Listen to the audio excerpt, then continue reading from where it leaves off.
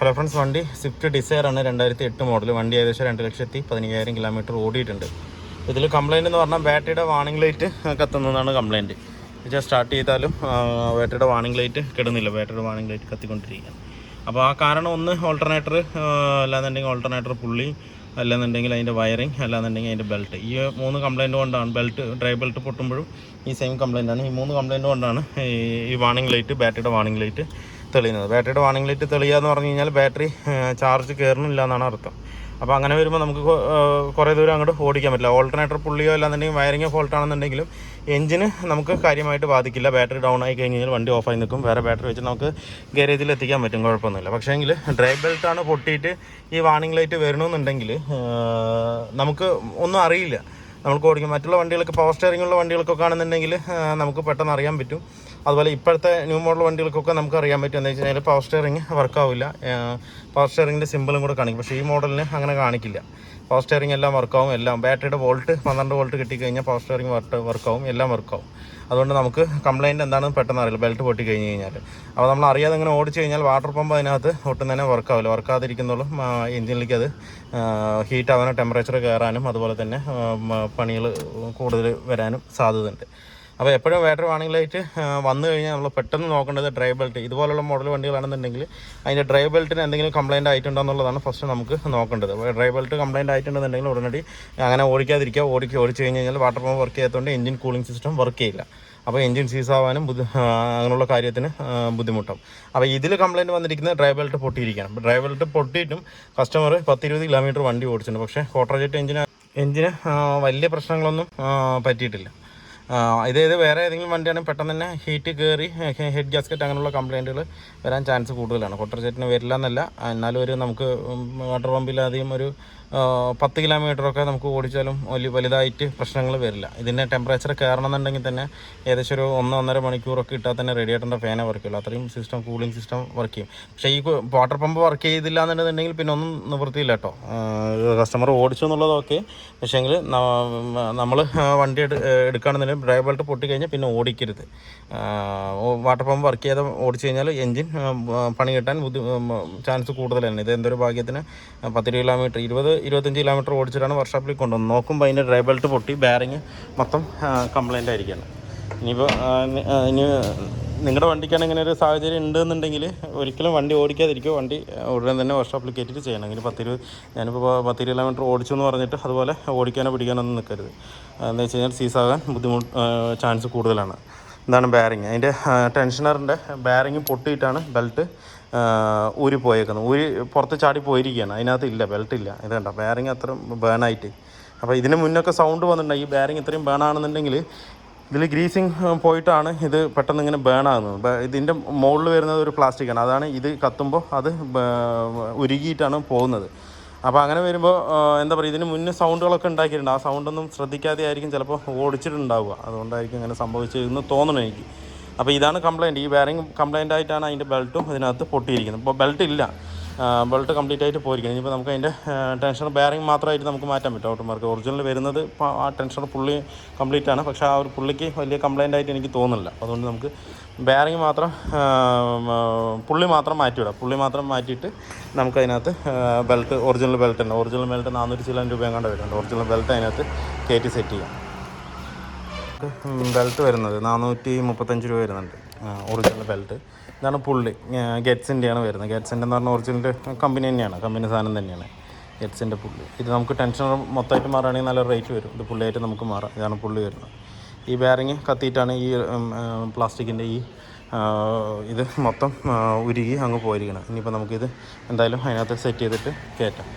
ഇതിന് വേണ്ടി നമുക്ക് ഫുള്ളായിട്ട് ടെൻഷനർ കംപ്ലീറ്റ് ആയിട്ട് മാറണമെന്നില്ല. നമുക്കിത് മാത്രം മാറ്റി സെറ്റ് ചെയ്ത് കഴിഞ്ഞ് കഴിഞ്ഞാൽ കറക്റ്റാവും. അത് കഴിഞ്ഞ് ബെൽറ്റൊക്കെ ഇട്ട് കഴിഞ്ഞിട്ട് നമുക്ക് ആംബിയറും കാര്യങ്ങളൊന്ന് ചെക്ക് ചെയ്യണം. അതിൻ്റെ ഓൾട്ടർനേറ്റർ കറക്റ്റ് തന്നെയാണോ എന്നുള്ളത്. അത് മാത്രമല്ല നമുക്ക് എല്ലാ പുള്ളിയും ഒന്ന് ചെക്ക് ചെയ്ത് നോക്കണം. ഇതിൻ്റെ പുള്ളികൾക്കൊന്നും കംപ്ലയിൻറ്റും ഇല്ല. ഞാൻ ചെക്ക് ചെയ്ത് നോക്കിയതാണ്. എല്ലാ പുള്ളി അതിനകത്ത് കറക്റ്റ് വർക്കിംഗ് തന്നെയാണ്. അതുകൊണ്ട് നമുക്കിനിയിപ്പോൾ ഡയറക്റ്റ് ഈ പുള്ളി മാറിയിട്ട് നമുക്ക് ബെൽറ്റ് അതിനകത്ത് ഇൻസ്റ്റാൾ ചെയ്യാം. അതുപോലെ തന്നെ നമ്മൾ ടെൻഷനർ പുള്ളി മാറുമ്പോൾ എപ്പോഴും പ്രത്യേകം ശ്രദ്ധിക്കാനുള്ള കാര്യം എന്താ വെച്ച് കഴിഞ്ഞാൽ, നമ്മൾ ആ ടെൻഷനർ ബോൾട്ട് ഇട്ടതിന് ശേഷം അതൊന്ന് വലിച്ച് നോക്കണം. വലിച്ചിട്ട് റിട്ടേൺ പോകുന്നുണ്ടോ എന്നുള്ള കാര്യം കറക്റ്റായിട്ട് നോക്കണം. റിട്ടേൺ പോകണമെന്നുണ്ടെങ്കിൽ പിന്നെ നമുക്ക് ടെൻഷൻ അസംബ്ലി കംപ്ലീറ്റ് ആയിട്ട് തന്നെ മാറേണ്ടി വരും. ഇതിപ്പോൾ നമ്മളിങ്ങനെ റിങ് ഇട്ടിട്ട് പിന്നെ വലിച്ച റിട്ടേൺ നല്ല ഫോഴ്സിൽ തന്നെ പോകണം. പോകാതിരുന്ന് കഴിഞ്ഞാൽ പിന്നെ ബെൽറ്റിന് ടെൻഷൻ കറക്റ്റായിട്ട് കിട്ടില്ല. അപ്പോൾ അത് പ്രത്യേകം ശ്രദ്ധിച്ചിട്ട് വേണം നമ്മൾ പുള്ളി മാറാനായിട്ട്. ഇത് റിട്ടേൺ പോകാനുള്ള സ്റ്റെക്ക് എന്തെങ്കിലും ഉണ്ട്, ടൈറ്റ് എന്തെങ്കിലും ചെറുതായിട്ട് എന്തെങ്കിലും ഉണ്ടെന്നുണ്ടെങ്കിലും നമുക്കത് കംപ്ലീറ്റ് ആയിട്ട് ടെൻഷനോട് കംപ്ലീറ്റ് ആയിട്ട് മാറ്റേണ്ടി വരും. ഇതിപ്പോൾ ഓക്കെയാണ്. ഇപ്പോൾ നമുക്ക് ഇതിനകത്ത് ബെൽറ്റ് കയറ്റാം. നമ്മൾ ബെൽറ്റ് അതിനകത്ത് സെറ്റ് ചെയ്തിട്ടുണ്ട്. ടൈറ്റ് ചെയ്തതിന് ശേഷം പുള്ളി നമുക്ക് ഐഡലർ പുള്ളി ഒന്ന് കറക്കി നോക്കണം. എന്നാൽ മാത്രമേ അത് കറക്റ്റായിട്ട് ടൈറ്റ് ഇല്ലാതെ കറങ്ങുന്നുണ്ടെന്നുള്ള കാര്യം നമുക്ക് കറക്റ്റായിട്ട് അറിയുള്ളൂ. അപ്പോൾ അതും നമ്മൾ കറക്കി നോക്കി കുഴപ്പമൊന്നുമില്ല, എല്ലാം ഓക്കെ തന്നെയാണ്. ഇനിയിപ്പോൾ നമുക്ക് വണ്ടി ഒന്ന് സ്റ്റാർട്ട് ചെയ്ത് നോക്കാം.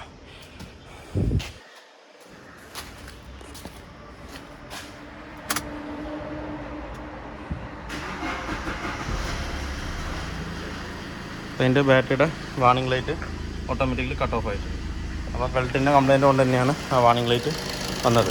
ബെൽറ്റ് കംപ്ലയിൻ്റ് ആണെന്നുണ്ടെങ്കിൽ എന്തായാലും ഓൾട്ടർനേറ്റർ കറങ്ങാത്തത് കൊണ്ട് നമുക്ക് വാർണിംഗ് ലൈറ്റ് എന്തായാലും വരും അതിനകത്ത്. അപ്പോൾ അതിൻ്റെ പുള്ളി ബേണായി കംപ്ലീറ്റ് ആയിട്ട് പോയത് കൊണ്ടാണ് ആ ഒരു എന്താ പറയുക ബെൽറ്റ് ചാടിപ്പോവാനും കാരണം ഉണ്ടായത്. വേറെ പുള്ളികളോ കാര്യങ്ങളോ ഒന്നും ബുദ്ധിമുട്ടില്ല. ഇനിയിപ്പോൾ നമുക്ക് മൾട്ടിമീറ്ററിലെ ആംബിയർ ഒന്ന് അതിനകത്ത് ചെക്ക് ചെയ്യണം. കറക്റ്റായിട്ട് 13 വരുന്നുണ്ടോ എന്നുള്ളത് നോക്കണം.